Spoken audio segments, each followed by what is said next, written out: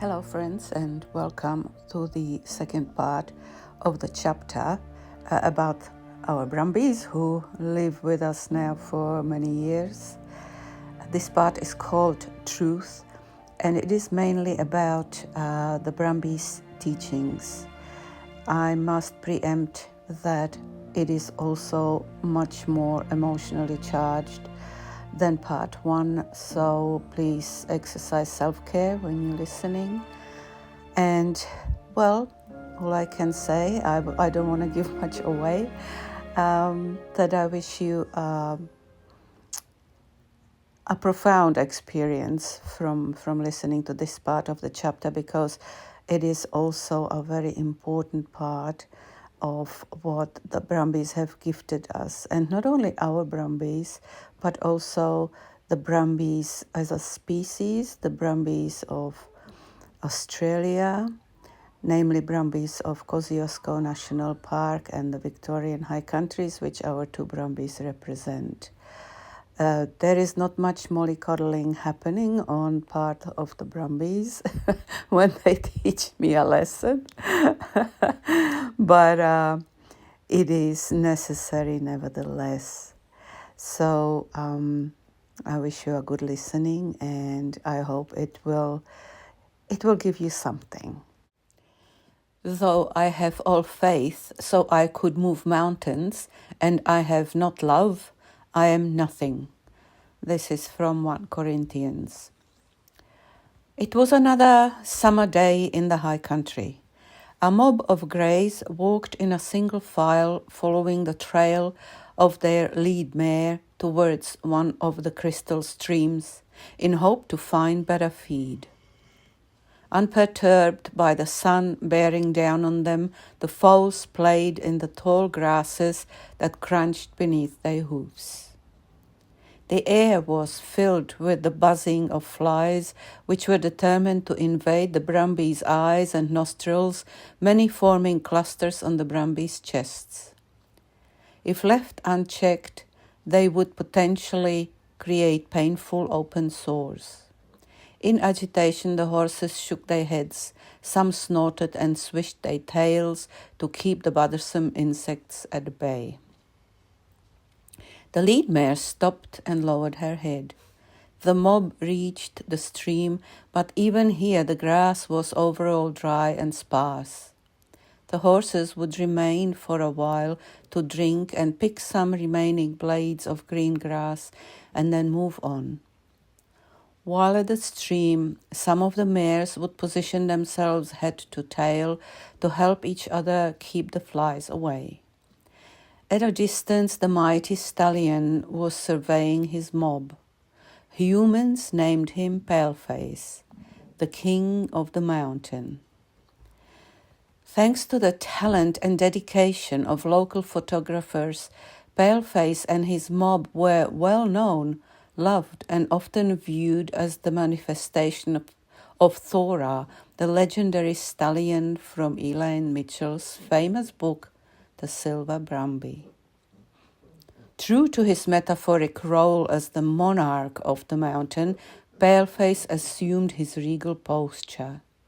Standing tall, his lively, intelligent eyes shadowed by a long, thick forelock, the stallion was keenly aware of everything near and far. The dark grey mane cascaded well below his neckline in a display of dreadlocks and hoops believed to be plaited by the fairies of the bush. Apart from the mane being playfully teased by a light breeze and the occasional twitch of his skin, Paleface stood peacefully and still. His senses, his complete awareness, and the sheer power of muscles taut and tense under the skin served two purposes: to protect his mob and to ensure the continuation of his bloodline. His eyes, never leading the lead mare, suddenly flashed. Paleface's ear turned in the direction of the call of a magpie. With flared nostrils, Paleface inhaled the hot, dry air and instantly recognized the faint hint of smoke. At full gallop, Paleface ran down the hill, his calls alerting the mob. As fast as I thought, the herd took off, the thunder of their hoofs quelling in the distance. Soon enough, the hot breeze picked up, turning into a wind upon whose burning breath tiny specks of ash, glowing embers, and sparks descended onto the ground, quickly transforming the once tranquil landscape into a raging inferno. That year, according to sources, 240,000 hectares of Kosciuszko National Park burned, as did 5.5 million hectares of New South Wales. The catastrophic wildfires engulfed large parts of the park, effectively extinguishing all wildlife and vegetation in its path. Along with uncounted species of fauna and flora, the fire claimed the lives of many Brumbies, including Paleface and his mob. On that fateful day, the king of the mountains and his family vanished, never to be seen again. There was great loss in the wake of the bushfires, loss of life, loss of property, loss of habitat. Lots of us mourned Paleface and his mob, yet such is nature. It gives and it takes away, and however unlikely it seems sometimes, life prevails. The ecosystem is recovering. Trees, grasses, creeks, and all the creatures great and small are making a slow comeback. As for the Brumbies, some survived. There are magnificent stallions in their prime, such as Poster Boy, Sebastian, Pink Snip, Sultan the Black. They mobs led by wise lead mares who continue to inspire us. Their bloodlines reach back to times when horses were brought to these shores and helped humans with their labors. They reach to the legendary war horses who carried the diggers in World War I. Only few returned. They earned their title of heritage horse. They earned our protection. Yet human is an ungrateful, conniving beast. Promises initially made and legislation passed were overturned, based on a flawed report with unrealistically extrapolated Brumby numbers and a concocted manipulative narrative peppered with verbal black paint like invasive pests or feral horses. The current government achieved to have the moratorium on aerial shooting of the heritage Brumbies lifted. The years 2023 and 2024 have become years of carnage. Entire families of Brumbies are being chased to exhaustion by helicopters and shot multiple times. Young foals who can't keep up collapse. They become orphaned and, without the sustenance of their mother's milk, die of starvation or fall prey to wild dogs.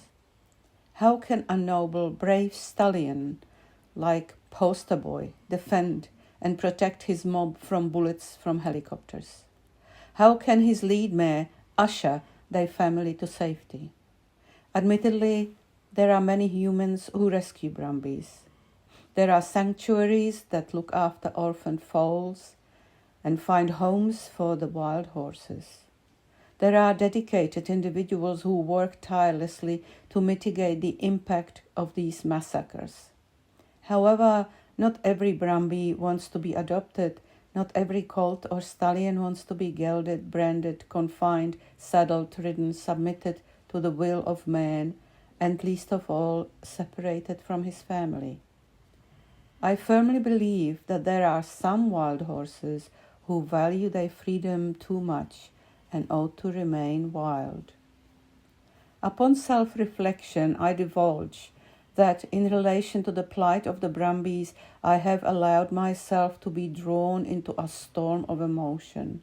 I succumbed to anger, frustration, and a deep sadness for the horses, along with something verging on hatred towards those who sanctioned and carried out these massacres.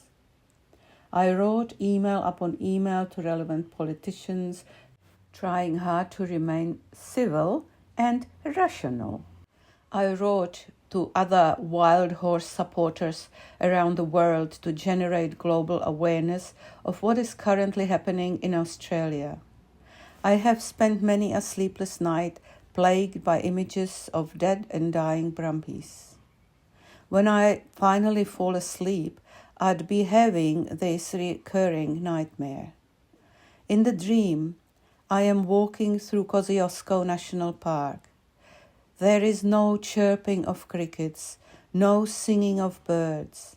All sounds are drowned out by the clatter of the rotors of 2 helicopters. I make my way to a clearing at the edge of the tree line. The ground before me is soaked with blood, the blood of many dead and dying horses. The once mighty stallion is down, bone fragments from shattered legs scattered around, rivulets of blood from many bullet holes pooling on the trampled snow daisies and tussock grasses. The stallion's once long, rich mane is plastered to his neck and heaving chest as he laboriously draws his final breath. Pink foam forms in his nostrils and on barred teeth.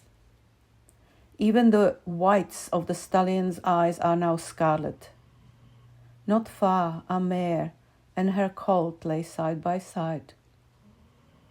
The colt is dead. The mare... Sorry, I have to interject. I had to collect myself.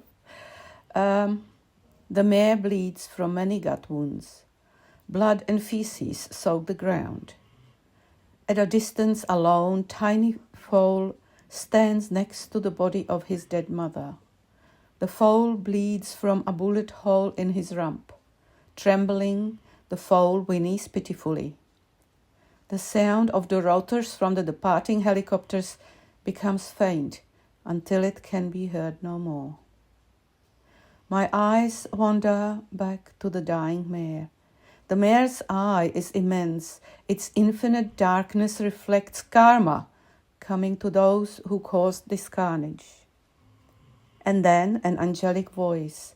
The voice is human, the words embodying the mare's final moments before life leaves her. Be still, my son, you home. Oh, when did you become so cold? The blade will keep on descending. All you need is to feel my love. Search for beauty, find your shore. Try to save them all, bleed no more. You have such oceans within. In the end, I will always love you. This is actually music and lyrics by Tuomas Holopainen. The song is from the Poet and the Pendulum, performed by Nightwish and Floor Jansen. That's just a footnote. You can find it on YouTube. I will include the link to the clip. At last, a shuddering breath, and then all falls silent. The silence from the absence of these grand beings screams to the crimson sky, to the all-seeing eye of a scarlet moon. I would wake up, bathed in sweat, my chest crushed by the weight of guilt. Guilt about my impotence to change the course of things, and an irrational white rage towards the killers of the horses. It was all-consuming. Every morning I would go and feed the herd. I would hug True Brumby and Little Brother.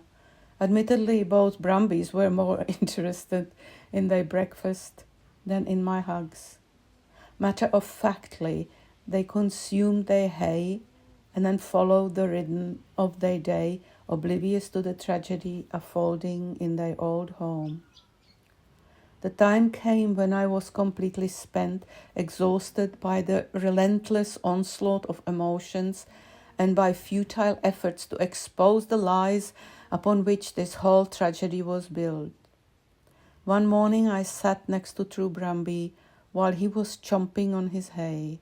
The sound of his rhythmic chewing had put me in a trance. As I sat in silence, my heart began to swell. True Brumby, tell me, how can I save your kin? Was the question uttered by its every pulse. I was so engulfed by despair that it took me a while to notice the change. The chomping stopped.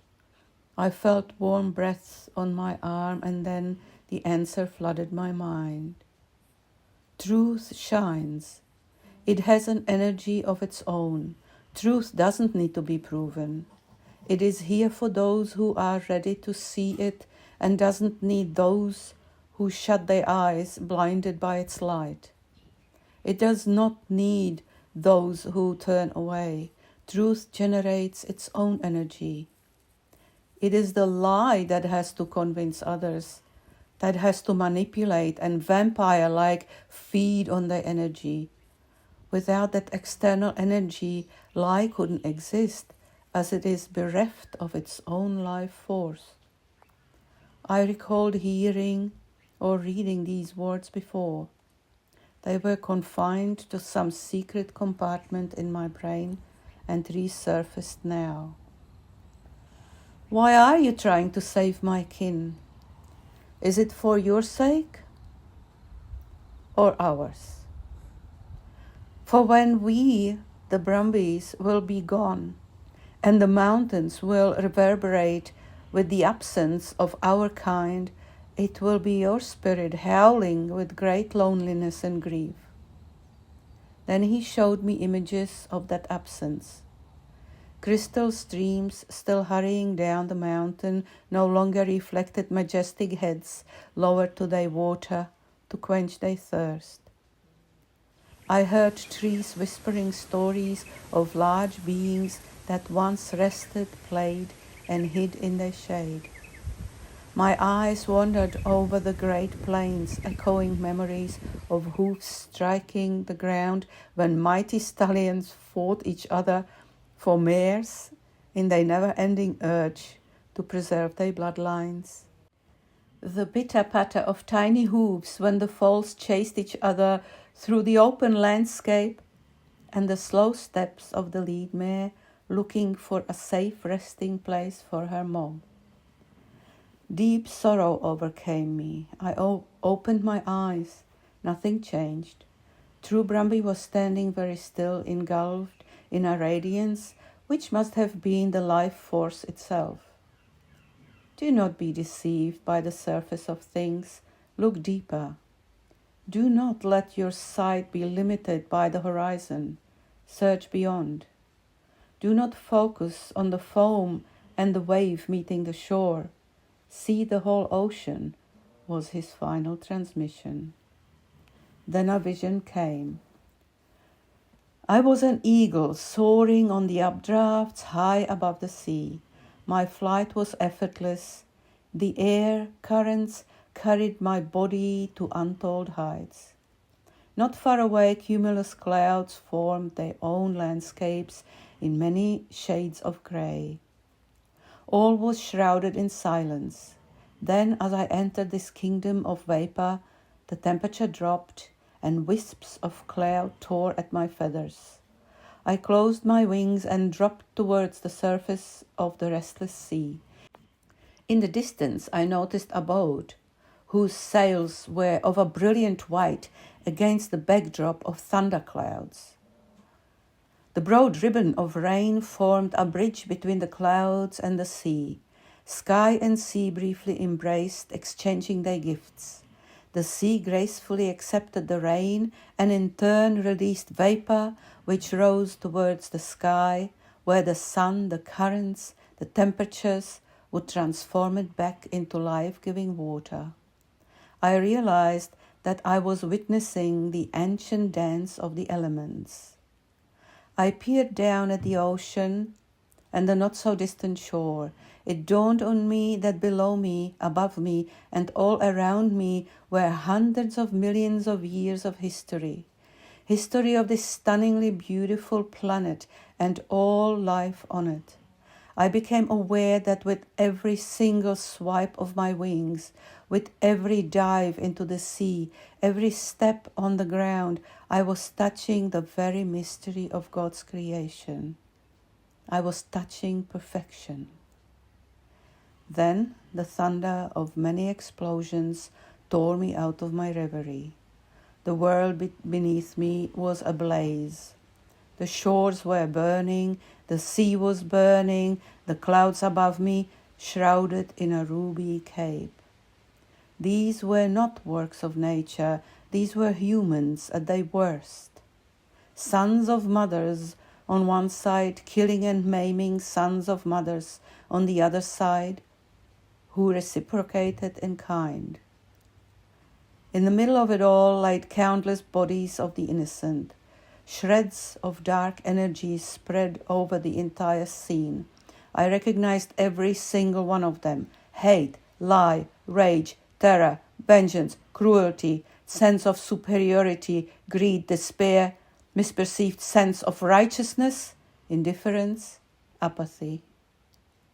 The shapeless tatters whirled around in a crazy dance, feeding on what? It struck me then that this dark energy was not self-sustainable. It was unable to survive on its own.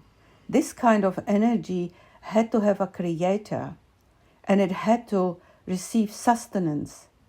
My vision clouded as I recognized the creator being man, and the sustenance being man's thoughts. Quantum physics theorize that we create reality with our intentions and our thoughts.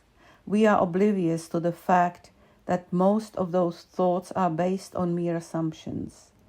We assume that we are superior beings. We assume that success means power, money, control over others, exploitation of humans and resources by any means possible. It was the fuel for the dark energy, for the carnage I saw below. I felt a great weight descending on me, and I noticed my talons clasping a large rock.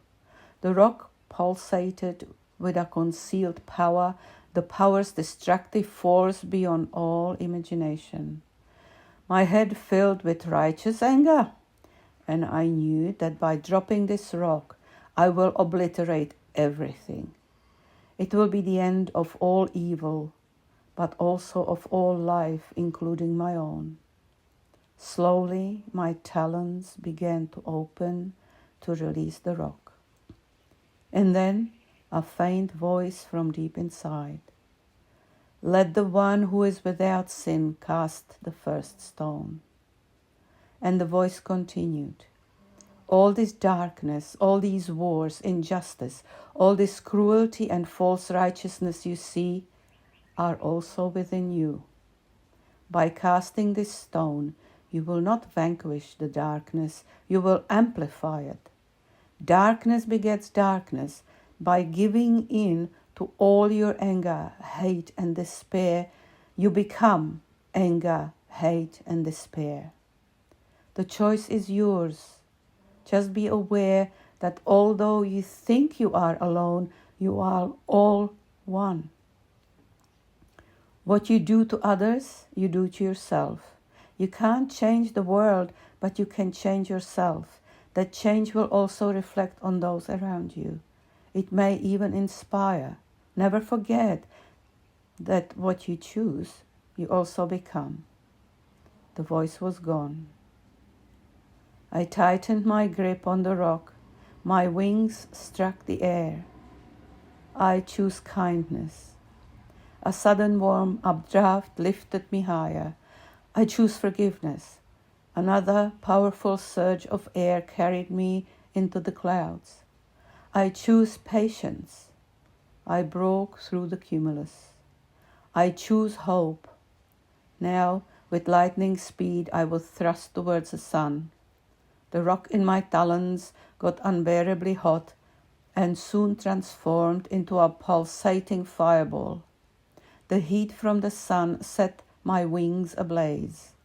This is the end, I thought, but there was no panic. Deep within my own burning heart, the last words began to form. I choose love. In that very moment, a flash of light illuminated the sky. The fire that was eating my wings, my body, my heart, no longer burned. It was surrounded by the most loving energy. Its radiant colors ranged from the purest white to a deep oceanic blue. And in that light, the rock and I, the being I thought I was, dissolved. I was no longer alone. We became all one. A touch of prickly whiskers and a soft muzzle brought me back. Slowly I exhaled. True Brumby's eye was close to mine. His sweet breath washed over my face. Now do you understand? We are all one spirit. Some of you humans just don't know that yet. I got up, tousled his forelock, and whispered, "Thank you." As I was brushing off some leaves and bits of hay, True Brumby rejoined Rain and little brother, who were diligently picking off the last remnants of their breakfast. I know, some of you may think, "What have you been smoking, woman?" Wow, what a trip. Truth be told, I never took any illicit drug in my entire life. Did I have this vision? Was it a lucid dream? For all I know, it was an altered level of consciousness which, during times spent with my horses, every now and then blesses me with some insight. To assume that after this experience I made a full 180-degree turn and became this perfect human warrants only one answer. Do not assume. My change is slow, painfully slow sometimes. I carry those choices I made in my eagle form with me and call on my awareness to filter my thoughts and my actions. Sometimes it's a bit of a bizarre dance with me tottering around, meandering on my chosen path, sometimes falling into the ditch only to re-emerge covered in mud or worse. Other times tripping over hidden rocks which represent pride, arrogance, and frustration. When this happens, the only thing to do is refocus my intention, get up and pay more attention the next time. True Brumby is my companion on this path, and he provides clear and unmistakable feedback, answers to questions I have yet to ask. Here I must point out that this is not self-work aimed at improving my personality. In his book, The Winds of Your Heart, Emma Ho warns about this trap. It may come as a surprise to some, but we can't change our true personality. With a lot of self-work and therapy, we can polish it. But in essence, it remains the same, only more refined. My quest in life is to choose my path, embark on that path, and live my choices. Not just preach them. Step by step, breath by breath, failure by failure, fall after fall, keep on getting up and walking the chosen path. True Brumby is my referee, my companion, who swiftly and unequivocally informs me when I walk authentically and when I drift into illusion. As far as interaction with humans, both Brumbies brought magic to the table. Little brother quickly became the darling of young children who attended therapy. His curiosity, trust, and playfulness created wonderful metaphors for resilience to children with grief and loss issues, some due to being placed into foster care, others grieving the loss of a family member or a friend. After hearing little brother's story about the loss of his family and watching him playing with a giant bull in the pasture or challenging the other much larger horses in a rearing contest, the children would comment on his courage and ability to have fun. One child said, "When I'm sad and I miss my home, I think of little brother, and he makes me smile again." The little horse also helped introverted children in groups to come out of their shells. First they would talk to him, then they would start communicating with the other children. Many times after therapy groups ended, the children would leave with improved communication, verbal and nonverbal. They would form friendships and learn to respect boundaries, just as they saw little brother respecting boundaries with the older horses. The therapeutic abilities of true Brumby were different. I already mentioned that he was not too fond of men, but there is always an exception to the rule. A new client was referred to me from another service. He was experiencing great sadness and grief over many years, but could not pinpoint where this was coming from. After our initial conversation, I introduced him to the herd. The horses were eating their lunch, and my client's eyes gravitated to True Brumby. "What's this horse's story?" he asked. "I feel drawn to him." I told my client Brumby's story from the beginning to present day. My client stood very still, tears welling up in his eyes. I looked away not to intrude. "Oh God," he moaned, "this is my story. This is the story of my people, captured, taken away from our land, our mother, shoved into missions, and now living in this semi-free life. Our past lost, future uncertain. This is over 2 centuries of collective pain." I walked over to Brumby. "I hear that pain," I said. "Would you like me to bring him over to you?" "No, please don't. No ropes." "I will watch him from here. Let him have his choice. I know he wants to keep his distance. Can you tell me more about him?" "Brumby roams free on 86 acres of land. He comes and goes as he pleases. Neither he nor any other herd members have had a saddle on their back or a bit in their mouths since they came here. In the past, if they allowed us, we rode 2 of them bareback, but we made them a promise that as long as we live, they will never feel a saddle, bit, or the weight of a rider on their backs. They are an aging herd and have helped a lot of people. The herd is not Brumby's family, but they are his kind. It is the best I can offer them." The man was silent. His eyes didn't leave True Brumby. The horse lifted its head and walked over to us.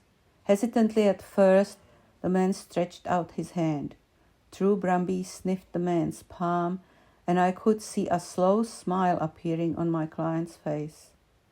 Then Brumby stretched out his neck. Now they were face to face, and True Brumby let out a sigh.